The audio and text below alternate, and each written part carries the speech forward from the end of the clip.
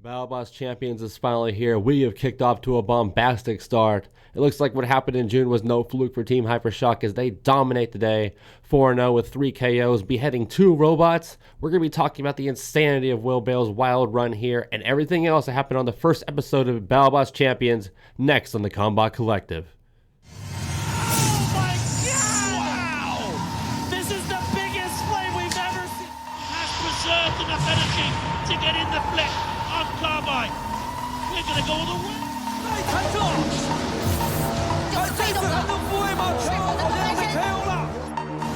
Oh my God! That's gonna hurt. Grab the milk, Kenny. Welcome to the Combot Collective.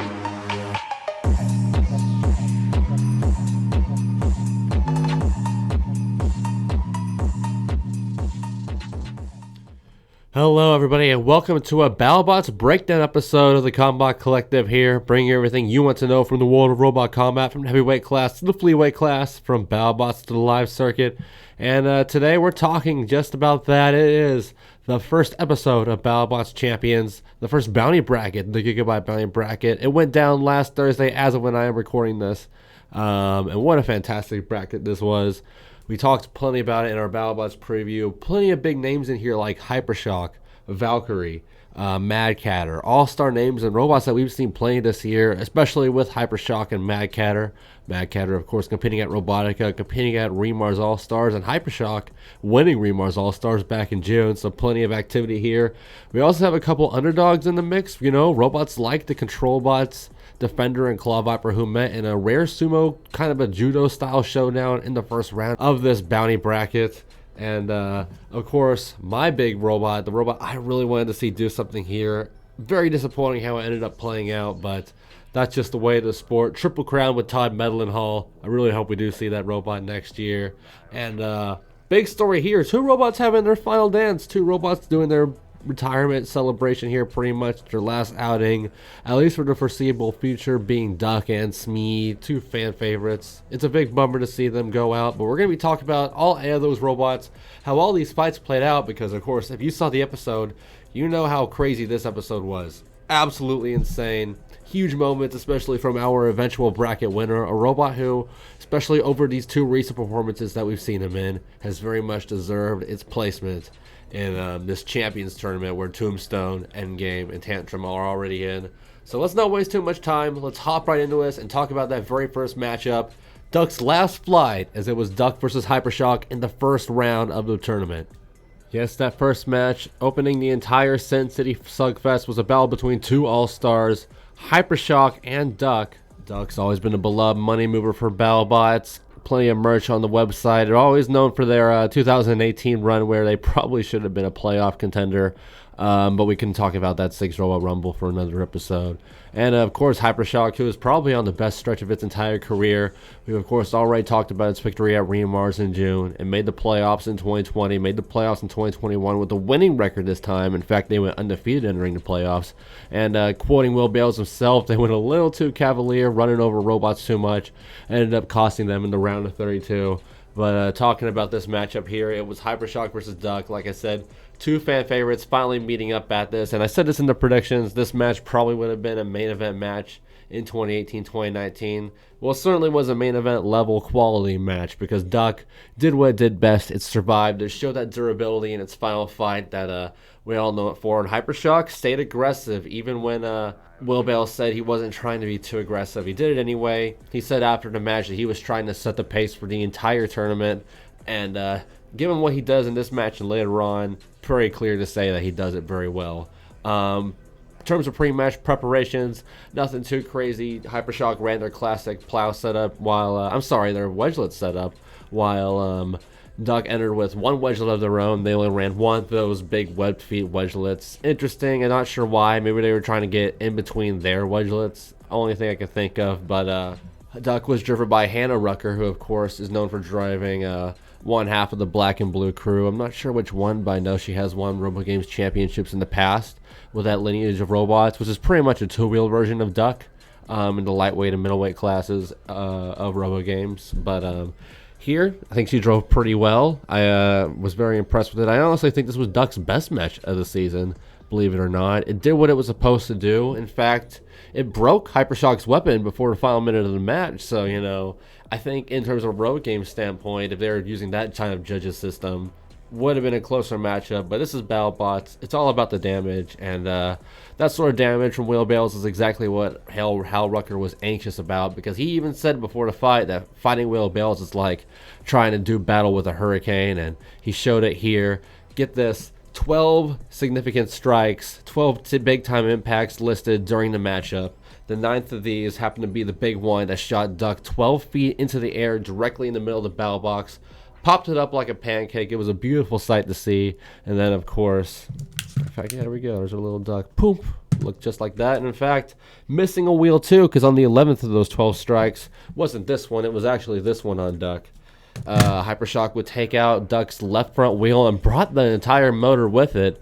Overall, this was just an absolutely dominant performance by Will Bales and HyperShock. And believe it or not, I believe this ended up being the robot that kind of showed HyperShock the most resistance of all the robots, besides maybe the grand finalists that we'll talk about later on. Strong performance to kick off Will Bales' run here at Battlebots Champions in the first bracket, Sin City Slugfest. Nothing bigger than taking out former Battlebots All-Star, a fan favorite during its retirement match, sending it home the right way, as we now hop to the second match that was in this tournament. Now we move on to the other portion of our right side bracket, round 1 matches. We have Smee taking on a fellow Norwalk Havoc driver in Fred Moore, captained by Liam Cushing, of course, the horizontal spinning undercutter Valkyrie. And it was a battle of blue bots, and once again a match featuring a robot which very well may taking its final heavyweight matchup here against Valkyrie. Of course, we're talking about Smee, who brought in some pre-match preparations.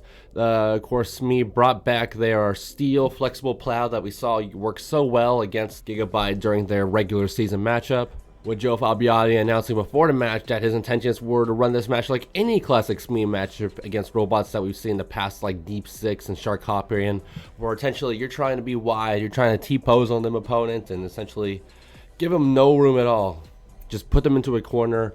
And Liam Cushing was worried about that. Her strategy coming into this fight was avoid the corners, avoid having that horizontal spinner pinballed into the corner, you know, like we've seen with plenty of uncontrollable HSs before, like Gigabyte recently. And Liam would also add on later in the post-match interview that she knew whenever she was able to get behind Smee that she would have the fight won, and that is ended up being what just happened, as whenever Valkyrie was finally able to get around that big plow with Smee, it was all about hitting those side robots, and they landed plenty of strikes, taking out wheel bits, they took out armor, and eventually about the fight's halfway mark, Smee would even lose one of their overhead spinning blades. Not that it mattered much, because I don't think these weapons worked once during the entire fight. So I had some hopes for Smee at first, because it looked like that undercutter of Valkyrie was going to go right under how Smee's like plow. So I thought maybe Smee could wrap in and maybe land some strikes to the top of Valkyrie, but hard to do that when the spinner doesn't even work. So Smee was just pretty much trying to stay alive against Valkyrie here.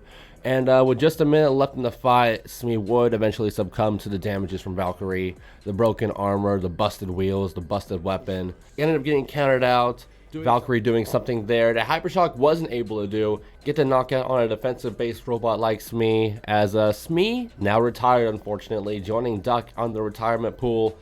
A bit unfortunate to say, but hopefully we will see other versions of Smee, like the 3-pound version, like the lifter version Boomerang, and numerous other versions of Smee which have competed in other classes, along with some of Joe's other wild robots like Inside Job and Smee's S. Plenty more Joe Fabiani is seen in other combat robot competitions, but for now, it looks like we're bidding Smee and Team Flight Plan adieu from Battlebots. But now let's talk about that left side of the bracket, and let's talk about that Triple Crown fight. That was really depressing. I've said it plenty of times on the Combot Collective in our preview episode. Anytime we bring up Triple Crown, like during the Valkyrie episode in episode 5, even during the Battlebots previews, I had high hopes for this robot, and you know, we've seen build up and hype and build blogs and everything for Triple Crown. It's such an amazing robot, and I know that Todd Medlinhall said that this is a 3 to 4 year window before this robot becomes competitive.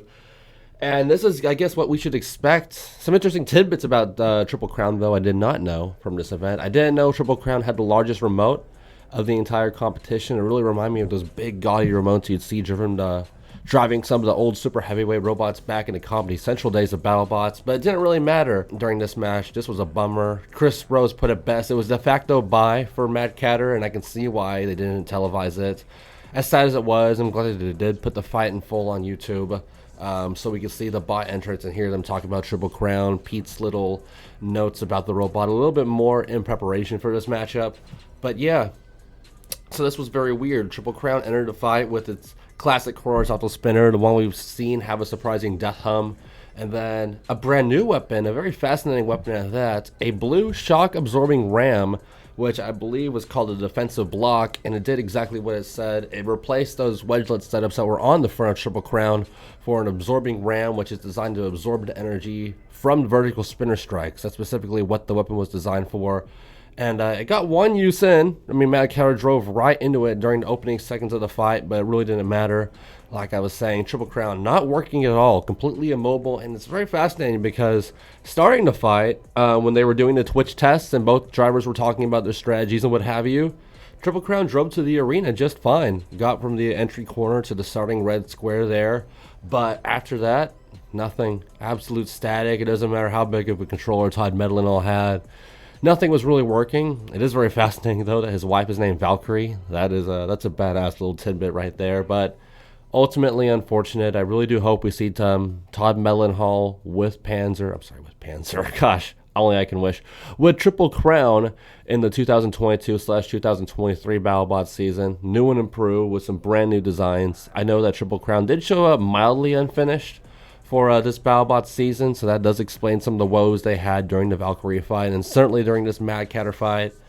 But they're back at it as Martin Mason and Mad Catter gets a lucky break, as with this matchup they bring their career record for the couple of years that we've had back to even at 500. We'll have to see how the rest of these matches do end up playing out for Mad Catter. Now let's talk about that final round 1 matchup, West Coast versus West Coast, Grappler versus Grappler. It was the Western Allied Robotics, Team Multiversal, and their powerful lifter, their suplexing machine Claw Viper, taking on the number 2 robot for Fast Electric Robotics, captained by Jason Vasquez, pit crewed by Rob Masick, of course, Defender, Blue Lifter versus Blue Lifter, and pre-fight things here. Before the fight, it was announced that Team Captain Kevin Macheski did add more power to the 4-bar clamping system on Claw Viper. Didn't really see too much of it here, but it is worth noting entering this fight. While not too much change on Defender, you know, they ran their classic modified version of the full body lifter plow that we saw in the latter half of the season last year. Not too much to get messed up like we saw against Robot. The same setup we saw used against Hydra and Riptide, 2 solid robots there. But more notably, it was interesting, I didn't notice it until after watching the replay a second time. Defender did have their anti-hammer saw, anti-axe toppers on the top of the robot, some extra armor up top. Ended up being a bit of an X factor, a bit of an intangible that maybe could have given Defender the win if this match went a different way. But talking about the fight itself here, we didn't really see too much in terms of the full body lifts that we were expecting from Defender during the regular season, but Defender would manage a couple of them on Claw Viper here in the opening minute of this match. In fact, even flipping Claw Viper over in one of those exchanges. But at about the 1 minute 11 second instance of this matchup, Defender would find itself caught up on the blue scare screws, I believe, getting itself wedged in there, and that gave Claw Viper a big time opportunity to get in there, land a couple slams. One of these slams driving Defender directly into the driver's side spike strips hard enough that it would knock off the right wheel Defender, which pretty much left Defender pretty much rendered useless. You know, it's hard to drive a control bot with 2 wheels with just 1 wheel, and we would see that as Claw Viper would dominate the remaining minute of the fight, kicking off that final minute by slamming Defender viciously into the arena screws right in front of Jason, one of our judges there. That probably looked fantastic for Claw Viper, and the fight would end up keeping that pace. Claw Viper driving Defender around until time was up. I could have sworn when I watched this fight the first time it was a knockout, but brain gets fuzzy after a week watching this match one more time here. Very impressed though with how Claw Viper did. It was a proper comeback victory here for Kevin Milcheski and Claw Viper. But the 4-bar did not live up to the hype. Kenny Florian would actually note after the match during the replays that he believed that Claw Viper's 4-bar closing mechanism didn't leave it enough opening, enough purchase to grab Defender, and that ended up being exactly the case. Good call by Florian there. I was talking about it just a couple minutes ago. Those top anti-axe, anti-hammer saw panels that were placed on the fender actually ended up being the X factor, which stopped Claw Viper from grabbing onto the fender. As with those two bits there, we can kind of see it on the fuzzy replay right here. Just that extra couple of inches made it impossible for Claw Viper to grab the fender from behind. Not that it would matter much, as Claw Viper would manage to pull off the upset victory, coming back as it rammed the fender hard into the arena wall twice, knocking a wheel off once and putting it into the screws the second time to give it the unanimous judge decision. And that puts us at our semifinals of HyperShock versus Valkyrie, a 2019 rematch, and Claw Viper versus Mad Catter, a battle of robots from Western Allied Robotics. And like I said, it's time to jump into round 2 here. And of course, the first match that they showed was another main event level match for HyperShock here. HyperShock versus Valkyrie. Like I've been saying in the preview, like I said earlier in the episode, a 2019 rematch from the season opener. As we discussed pre-fight preparations again, Valkyrie potentially learning from that 2019 beating it took from HyperShock, where it almost got sent out of the arena in mere seconds. It has added extra UHMW armor to the front of Valkyrie in preparation for this matchup, which, as we would see, did end up playing quite a bit of benefit. And of course, they were running the Sour Caroline horizontal spinner undercutter, this being their big green blade, their heavy blade. It has sharper teeth.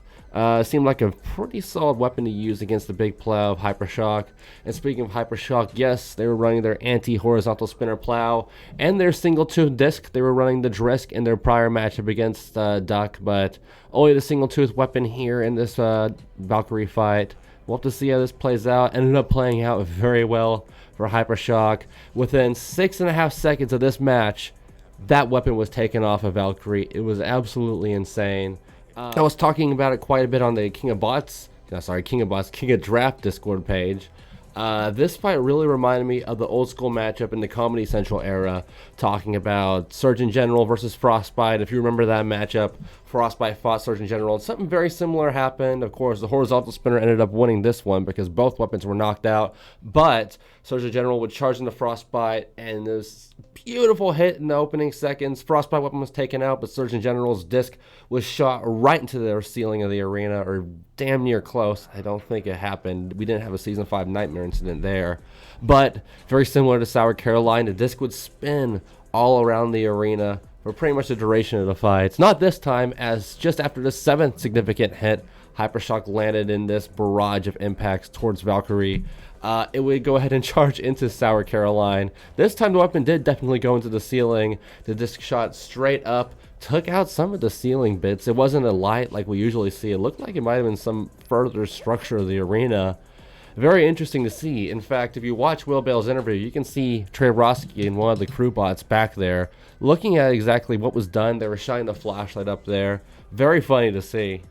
But yes, it was an absolute molly-whopping by HyperShock here. Overall, 10 quality hits in just over a minute. That's how long the fight lasted before Valkyrie was put up on one of the little screw bumpers for the knockout. And that puts HyperShock at 22 quality hits in just these 2 fights so far, with 2 more Hyper fights left to go for HyperShock. I'm absolutely stunned at how well HyperShock's been doing just in this half of the episode. You know, very impressive stuff here. Will Bales certainly seemed confident about the robot. And when you're knocking out robots that you had a little bit of trouble knocking out before, this time in just over a minute, you know you're doing good, as we now jump to the West Coast battle of Claw Viper versus Mad Catter. Now talking about this battle of Western Allied Robotics competitors, of course, we have a lot of history here. We talked about in the past, Mad Catter used to be a version of Warhawk that competed in China and at RoboGames, evolved into its own robot, and then Warhawk, literally WAR, was in the name. Claw Viper sort of taking over the role as the Western Allied Robotics, the Washington State representative here. A lot of history in this matchup, inside and outside of Battlebots, but talking about the pre-match preparations for this one, the biggest change likely came from Claw Viper here, as they put on their classic metal claw setup on the top of the robot. They got rid of the 4-bar setup, which provided so many issues during that matchup during Defender. Now they're over here running the overhead claw setup. Metal because, of course, you're dealing with a deadly spinner like Mad Catter, and Kevin Wilczewski said that his main intention was actually using the sharp tip of that top jaw claw setup to hopefully snipe the motor, snipe the chain of Mad Catter's weapon. And Mad Catter, meanwhile, would make their own interesting changes. They ran the smaller in-and-out weapon during their matchup against Triple Crown, thankfully, but they weren't playing around with this one. Everyone knows that Claw Viper can be a surprisingly strong defensive juggernaut in some matches. Just look at that Bloodsport match earlier on in the regular season. So they switched over to their big weapon Jolt, which, as Kenny Florian said, apparently in testing, shot an entire tire 40 feet up into the air. Very impressive, and we saw just how impressive it could be during this matchup. We'll get to that in a second. More interestingly, though, Claw Viper had to deal with Mad Catter's mini-bot, Gassy Cat. Gassy Cat is, of course, a classic D2 kit with the flamethrower on the rear. It has proven to be a very useful robot in the past during these matchups here. One of the most useful mini-bots in the field, and it played its use in spades right here. Very interesting strategy from the fantastic driver Calvin Eva to start the match. Mad Catter would start off the match sideways, letting Gassy Cat start forward here, because as everybody knows, Claw Viper's big gimmick is its speed, and everyone knows that big box rush is coming with the big plow and the claw they all have up front. So Claw Viper was countered here by Mad Catter. Mad Catter, like I said, started sideways, started the match off driving back to the entry corner that it was pulled into. Meanwhile, Gassy Cat would take the charge at Claw Viper, which of course disoriented Kevin Milcheski. We saw how Claw Viper sort of swerved out of the way, even though they probably would have been fine against Gassy Cat there. So that put them on sort of a back foot when they was trying to square up with Mad Catter, as Mad Catter would capitalize. Only 15 seconds into the match, the weapon Jolt would play off in dividends here, literally punting Claw Viper over the upper deck, over the shelf, whatever you want to call it, throwing Claw Viper into the lower part of that arena Lexan wall as it was sort of unceremoniously crashed down onto the shelf, the upper deck. As Mad Catter would keep the pace, keep the control of this matchup, landing 8 significant strikes overall, adding the 10 with the 2 it had during the Triple Crown matchup. Certainly not as many as its soon-to-be opponent HyperShock, but still a solid run here as Mad Catter would dominate the pace of this fight after that big-time hit to the outer wall. Mad Catter would then slam Claw Viper into the driver's side corner, almost sending Claw Viper out of the arena in a couple of instances there. But Mad Catter would then have a little bit of trouble as Gassy Cat would end up playing a big factor here, maybe a bit too big of a factor, as it would strand both Claw Viper and Mad Catter during significant stretches of the final moments of this fight. But overall, the killing blow for Mad Catter would be one lift that would end up taking out one of the drive belts on Claw Viper here, which would end up knocking out Claw Viper. I mean, we were seeing drive belts come off of Claw Viper since that big opening hit 15 seconds into the fight. They were only getting more and more damaged, and that ended up being the coup de bras, bro, right there. Killing Claw Viper, leaving it to be countered out right in front of the Mad Catter team, as Mad Catter would advance to the finals. It would be a battle between HyperShock and Mad Catter. HyperShock, of course, getting 22 significant strikes in all of its matches so far. Mad Catter 10, but looks like it got faster knockouts. 2 pretty quick KOs in those 2 matches Mad Catter has had so far.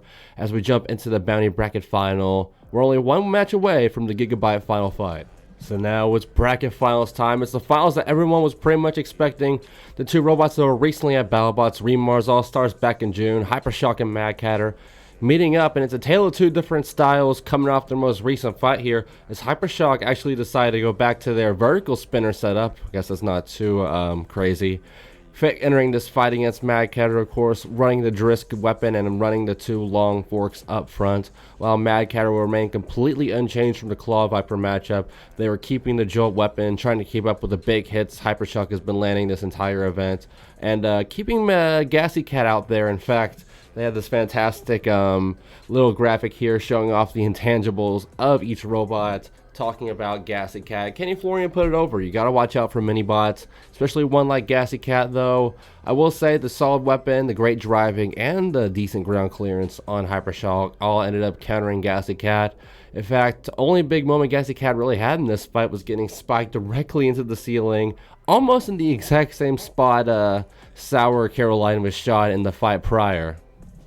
Now, in last match's post-fight interview, Martin Mason would actually bring up that there is a baby kitten, a picture of one, on the underbelly of Mad Catter, but he did confidently say that he doesn't think that we'll ever see it. Well, I think he jinxed it, because we saw a lot of that kitten in this matchup here. HyperShock really had its way with Mad Catter. Mad Catter had its moments. That lifter ended up actually playing more of an offensive role than the spinner itself. The spinner only landed 2 significant strikes during the entire fight, while that lifter would actually throw HyperShock over a couple of times, and that ended up being the downfall in its matchup against P1. But here, we saw Will Bales learn from that mistake. Both times he managed to self-right. The first time was a bit of a gyro self-right, but the second time a bit more iffy.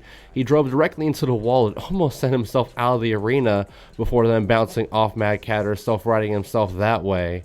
But those were really the only 2 points where HyperShock had any sense of worry, because after that, it was big strike, big strike, big strike. In fact, forget the 8 significant strikes against Valkyrie, forget the 12 significant strikes against Duck. 19 significant strikes did big time damage to Mad Catter during this matchup, and it was shown. The 30 strikes would cause a fire on the top of Mad Catter in only the opening 30 seconds in the matchup, and later on in the fight, during the 9th of those significant strikes, one that threw Mad Catter onto the upper deck, we would start seeing electrical sparks coming from the weaponry. That was really the beginning of the end for Mad Catter, who showed some fight during this entire matchup, showed serious resistance, in fact, going all the way until probably the final 30 seconds of the matchup. Utterly amazing. In fact, they didn't die on their own merit. They ended up getting propped up on their dead weapon, face first. By the end of this matchup, there were parts of Mad Catter laid everywhere. I believe one, maybe even both of those front wedgelets got torn off. The back panel of Mad Catter was torn off. The underbelly armor of Mad Catter was bent outwards. Both the weapons were dead, and Mad Catter was laid knocked out with its own wiring hanging out of the top of it. Absolutely brutal what was done here by HyperShock to what is a very durable robot in Mad Catter, who just cannot seem to get past the big one. Still has trouble getting through a really deep run in any of these big tournaments, Mad Catter, as a top 32 finish in both of those regular season playoff appearances, and now it made it all the way to the bounty finals in both of its bounty appearances before losing to Rotator and HyperShock respectively. But that set it up. I mean, no one said it better than Will Bales himself after the matchup. Who's a more destructive robot than HyperShock right now after the performances we've seen in it? And it wasn't done yet. It's time for the Bounty Boss final. It was HyperShock with now a combined 41 significant strikes between its last 3 matches, going up against Gigabyte, who, going off the hype of 2020, but it wasn't as strong in 2021. We're going to see how this goes. There's only one robot can qualify for the main champions bracket to join Tantrum, Tombstone, and Endgame. And now let's talk about that Bounty Grand Final, or as they were calling it, the Golden Bolt Qualifier match. Oh, this tournament is just so exciting. I mean, what an episode. It was truly a battle of the old school guard. Gigabyte, John Mladenick, go back to RFL, RoboGames, the Comedy Central era. He was there. And then the new era, Robot Ruckus, BattleBots, East Coast Robot Combat. That's exactly where you've always found Will Bales, Team HyperShock, Shenanigans and Co. Whatever you want to call them. It's a battle of new and old, and wow, one of the most spectacular fights of the entire year. Count the regular season with that. This really sets the pace for just how exciting these postseason competitions like we saw in Bounty Hunters last year can be. Such huge hits. Let's not jump too far ahead of ourselves. Let's talk about pre-fight preparations here. It was brought up earlier in the episode, much earlier in fact. Gigabyte would, as predicted, use its anti-vertical spinner shell attachment, the brand new one with the flat edges on the side. Ended up playing dividends early on, as Gigabyte did show some durability. Meanwhile, HyperShock going back and forth here. They've gone back to the horizontal spinner with the single tooth disc configuration here against Gigabyte. Of course, same sort of philosophy as they had against Valkyrie. And same sort of result. HyperShock taking off robot weapons left and right in this competition. My goodness. HyperShock coming in as much the impressor here, of course. Like I said, 41 significant strikes in its last 3 matchups. And in the opening seconds, yet another significant strike for HyperShock. In fact, a significant strike for both of these robots here, as Gigabyte would get thrown over the upper deck for the first time in this fight, and goes literally halfway across the arena into the arena corner. But Gigabyte, this brand new durable version of it, would survive. And in fact, John Mladenick would show he learned from his mistakes after this, as there were 2 instances in this matchup where Gigabyte would escape from the corner corrals, something which Gigabyte didn't do during that very first matchup of the season against Uppercut. It would learn from here. Gigabyte would escape twice against HyperShock, managed to spin itself up, and I believe it actually ended up getting 4 significant strikes during the entire matchup, but it did not compare to HyperShock's 13 in the less than a minute and a half this fight was, putting itself up to 54 overall in the entire 4-match stretch. Utterly insane by HyperShock, but let's not jump too far ahead of ourselves again.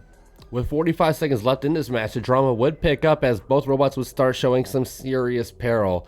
Gigabyte, I believe it lost a tooth and was starting to show some serious instability, while HyperShock, I believe according to Will Bales, the throttle and steering got reversed somehow in controls, leaving HyperShock its own control issues. It was a bit of a cripple fight for a 10 to 20, 30 second window there. And then it happened. Gigabyte got one solid strike in there before both collided weapon again.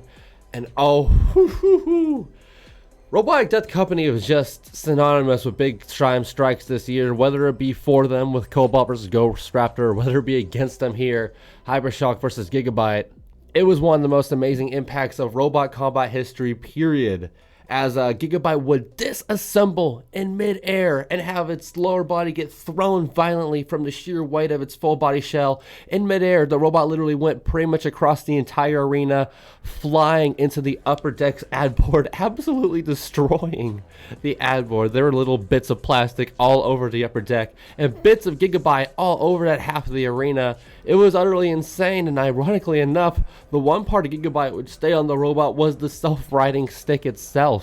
Usually that's the first thing that came off during all these instances. No, that stayed on, and in fact, I mean, watching it so many times over, it's like a magic trick on how all that stuff uncorked off while that StreamX stick stayed on. But wow, just what an impressive hit by HyperShock. I mean, we'll put over just how good HyperShock is during multiple interviews during this episode. I believe in 3 of its 4 post-fight interviews, he was just saying how he knew this was the most destructive, the best robot in the field right now. And who can blame him? I mean, the robot went undefeated during the regular season, had what some call a fluke loss in the playoffs, won the Giant Bolts at Remars All-Stars, and now is going to the Champions bracket against Giant Nut winners now officially, Tantrum, Tombstone, and Endgame. Some of those robots it has faced before.